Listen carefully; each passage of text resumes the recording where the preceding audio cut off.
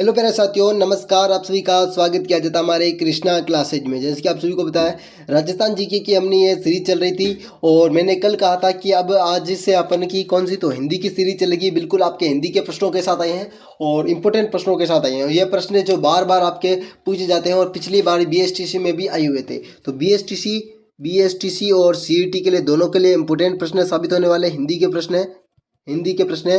और शाम को 7 बजे से आपके 9 बजे के बीच आपको राजस्थान जीके की क्लास चलेगी।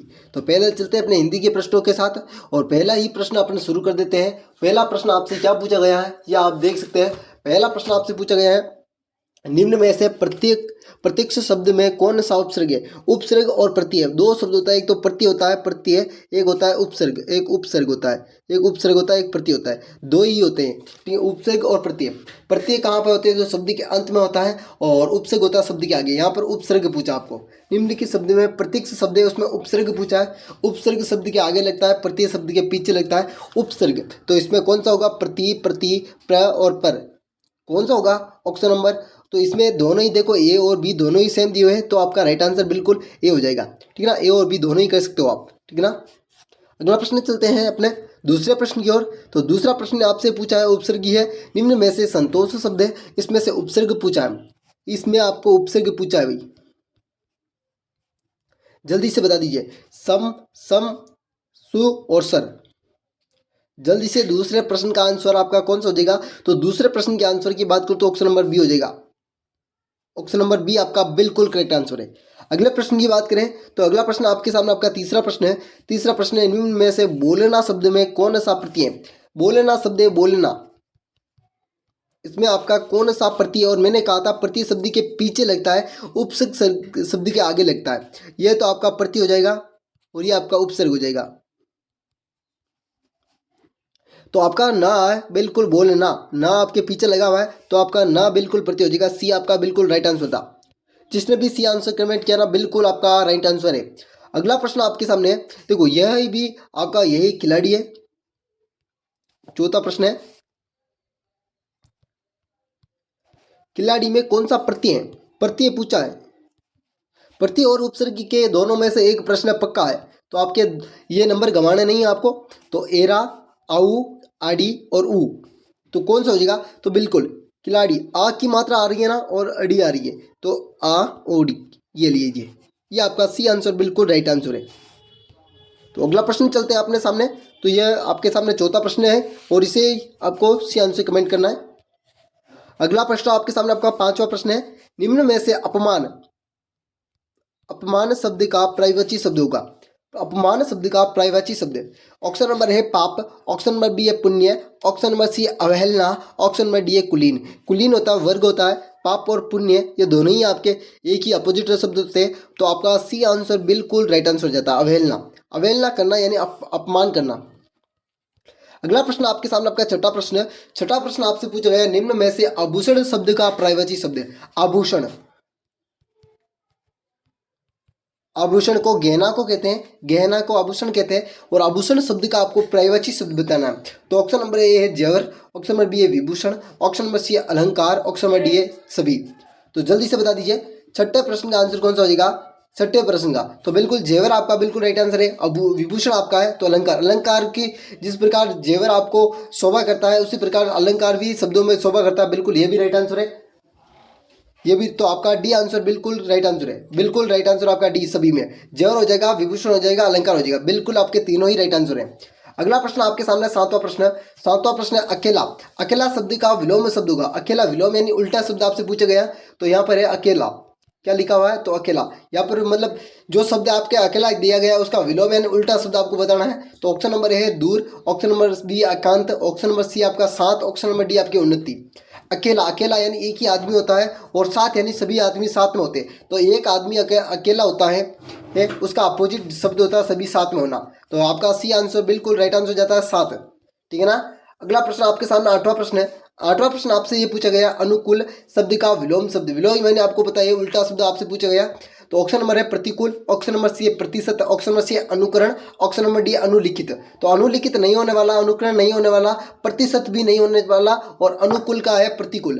प्रतिकूल, अनुकूल, अनुकूल, हो जाएगा प्रतिकूल, प्रतिकूल, ठीक है ना। तो ये आंसर बिल्कुल आपका राइट आंसर था। तो अगला प्रश्न आपके सामने आपका नवा प्रश्न है। नवा प्रश्न आपसे ये पूछा गया है, बिना सोच विचार के क्या हुआ विश्वास, मतलब आपको सोचा नहीं है और उस पर विश्वास यदि कर लेते हो तो उसका एक सार्थक शब्द क्या हो जाएगा, मतलब एक ही शब्द में उसे क्या कह सकते हैं, सार्थक शब्द बताना आपको। तो ऑप्शन नंबर ए विश्वास, ऑप्शन नंबर बी है अंधविश्वास, ऑप्शन नंबर सी है इंदु लेखा, ऑप्शन नंबर डी आपका अद्वितीय। तो देखो, बिना सोच विचार के क्या विश्वास, मतलब अंधविश्वास होता है, आप पर उन पर विश्वास ही नहीं है और आप विश्वास कर लेते हो, वो अंधविश्वास कहलाता है। बिल्कुल B answer is the right answer आपका। तो अगला प्रश्न आपके सामने आपका 10वां प्रश्न है। 10वां प्रश्न आपसे क्या पूछा गया है, जो कानून के अनुसार ना हो, जो कानून के अनुसार ना हो, जो कानून के अनुसार ना हो एक सार्थक शब्द होगा, जो कानून के अनुसार ना हो, कानून के अनुसार ना हो उसके लिए एक सार्थक शब्द, मतलब एक सार्थक शब्द होगा। ऑप्शन नंबर ए अवैध, ऑप्शन नंबर बी अमूल्य, ऑप्शन नंबर सी अलौकिक, ऑप्शन नंबर डी उपयुक्त सभी। तो उपयुक्त सभी तो आपका राइट आंसर नहीं होगा, पर आप काफी बच्चे देखकर आप उपयुक्त सभी मत कर देना, ठीक है ना। उपयुक्त सभी आपका गलत हो जाएगा, अवैध, अवैध आपका बिल्कुल राइट आंसर था। इसमें ए आंसर बिल्कुल बिल्कुल आपका राइट आंसर था। तो अगला प्रश्न आपके सामने 11वां प्रश्न है, निम्न में से शुद्ध शब्द अतिथि शब्द का। तो बिल्कुल इसमें अतिथि शब्द को शुद्ध शब्द ऐसे लिखा जाएगा अतिथि, इसमें अणा की मात्रा नहीं आने वाली है।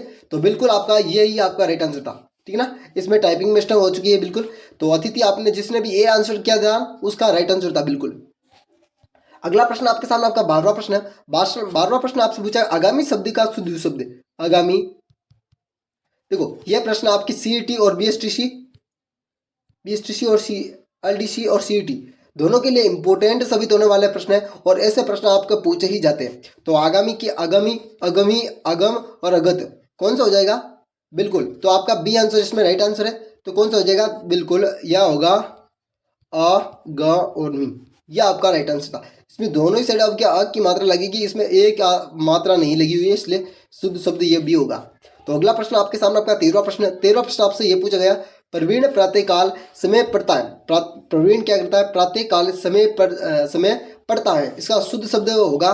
तो प्रवीण प्रातःकाल पढ़ता है, रन प्रातःकाल पढ़ता है, प्रवीण है, प्रवीण पढ़ता है, प्रवीण प्रातःकाल पढ़ता है और प्रवीण प्रातः पढ़ेगा। तो इसमें सी आंसर आपका बिल्कुल राइट आंसर है। अगला प्रश्न आपके सामने आपका 14वां प्रश्न। 14वां प्रश्न है, काल कितने प्रकार के होते हैं, बिल्कुल बेसिक सा प्रश्न है। Option number A 1, option number B है 3, ऑप्शन नंबर सी आपका 5, ऑप्शन नंबर डी 8। तो काल आपके तीन प्रकार के होते हैं, भूतकाल, भविष्यकाल और वर्तमान काल। अब देखो, भूतकाल भी दिया गया है, वर्तमान काल भी दिया गया है और भविष्य काल, ये तीनों ही काल होते हैं, तीनों ही काल है। और अब इसमें से एक प्रश्न दिया गया यह है, हमने एक शेर देखा है, वाक्य में काल का चयन कीजिए। वाक्य में काल का चयन करना कौन सा काल से संबंधित है। ऑप्शन नंबर ए भविष्य काल, ऑप्शन नंबर बी है भूतकाल, ऑप्शन नंबर सी है वर्तमान काल, ऑप्शन नंबर डी है सभी संभावित भूतकाल। इसमें कौन सा हो जाएगा, मेरी जल्दी से आपका कमेंट आंसर होना चाहिए। बिल्कुल हमने एक शेर देखा था ना, तो बिल्कुल भूतकाल आपका क्रम राइट आंसर है, बी आंसर। तो आपको 15 प्रश्न मैंने बताए थे, 15 प्रश्न में से आपको कितने प्रश्न आ रहे थे ये आपको नीचे कमेंट बॉक्स में जवाब देना है। और आपको ये हिंदी की वीडियो किस प्रकार से लगी आपको ये भी बताना है। और बीएसटीसी और सीईटी और एलडीसी के तीनों के लिए रामबाण साबित होने वाले प्रश्न है। तो आप ये प्रश्न पूरे देखकर आपको बताना है 15 में से आपको कितने प्रश्न राइट हुए। और अभी तक आपने चैनल को सब्सक्राइब नहीं किया तो सब्सक्राइब कर लो और बेल आइकन को भी प्रेस कर दे इस वीडियो देखने के लिए। तो वेलकम साथियों, अगली वीडियो में मिलते हैं आप सभी से, तब तक लेते हैं आपसे अलविदा, जय हिंद जय भारत के साथ। और काफ़ी बच्चों ने का मैसेज भी आ रहा है कि सर आपका पर्सनल नंबर क्या है, तो बिल्कुल मैं आपको नंबर दे रहा हूँ, उस नंबर पर आपको मैसेज कर देना पीडीएफ पाने के लिए। तो 82906202 और 89 इस नंबर पर आप मैसेज करके आप किसी भी राजस्थान जीके या हिंदी की पीडीएफ प्राप्त कर सकते हो, या अन्य किसी भी भर्ती के बारे में जानकारी प्राप्त करना चाहते हैं तो सभी बच्चे इस पर मैसेज करके प्राप्त कर सकते हो। और जो बच्चे अभी 12th पास हुई है, जिन बच्चों की अभी, और जो बीएसटीसी करना चाहते हैं और जो अदर स्टेट से भी बीएसटीसी करना चाहते हैं वो भी हमें मैसेज कर सकते हैं और इसके बारे में जानकारी प्राप्त कर सकते हैं। तो चलते हैं अगली वीडियो में मिलते हैं आप सभी से, जब तक लेते हैं अलविदा, जय हिंद जय भारत के साथ।